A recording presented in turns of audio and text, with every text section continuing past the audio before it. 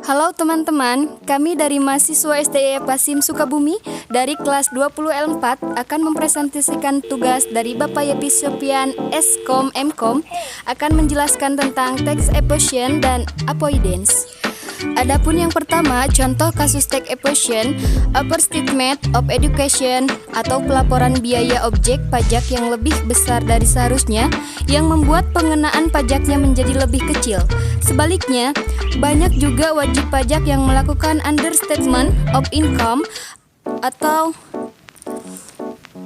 mencatat pendapatan yang lebih kecil dengan motivasi yang sama, pengenaan pajak yang lebih kecil. Adapun contoh kasus, Kejaksaan Negeri Kejari, Jambi menahan seorang direktur perusahaan minyak PT Jambi Tulo Pratama yakni Andri Tan alias Titi. Andri alias Andri Tan alias Andri Titi ini tercatat sebagai pengusaha kena pajak atau PKP di Kantor Pelayanan Pajak Pratama Jambi Pelayangan.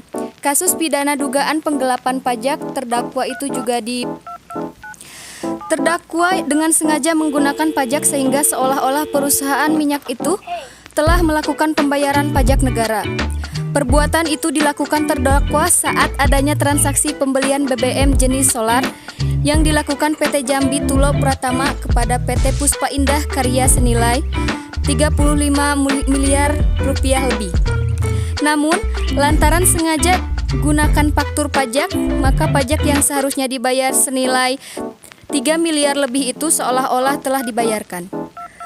Dugaan penggelapan pajak dari terdakwa Andri Tan ini juga disebut jaksa melanggar pasal 39A huruf A dan pasal 39 ayat 1 huruf DI Undang-Undang Nomor 6 Tahun 1983 sebagaimana telah diubah dengan Undang-Undang RI Nomor 16 Tahun 2009 tentang ketentuan umum dan tata cara perpajakan Jo Undang-Undang Nomor 11 Tahun 2020 tentang Cipta Kerja.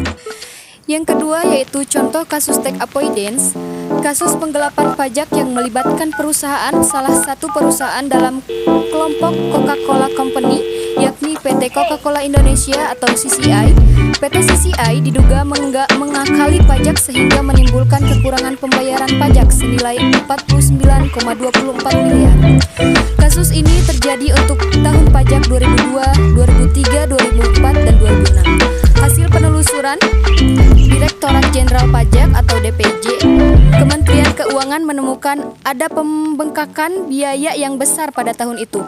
Beban biaya yang besar menyebabkan penghasilan kena pajak berkurang sehingga setoran pajaknya pun mengecil. Akibatnya, ada penurunan penghasilan kena pajak. Menurut DJP, total penghasilan kena pajak CCI pada periode itu adalah 603,48 miliar, sedangkan perhitungan CCI, penghasilan kena pajak hanyalah 492,59 miliar.